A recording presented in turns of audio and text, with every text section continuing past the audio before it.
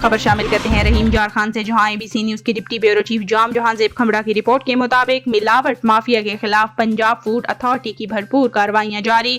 Food safety टीमों की satellite town निक road main market में 6 मिल्क शॉप्स की इंस्पेक्शन, 2200 लीटर गैर मेयारी दूध तल्फ और दुकान मालिकान को 98,000 रुपए के जुर्माने आयद।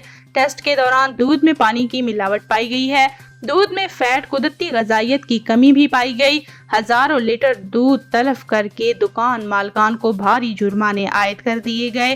पंजाब फूड अथॉरिटी के अफसरान का कहना था कि मिलावटी दूध का इस्तेमाल बच्चों की नशोनुमा में कमी का बाइस बनता है। अवाम मिलावट माफिया की निशानदही करके फौरी 1223 पर इतला दें ताकि बर वक्त कार्रवाई अमल में लाई जाए।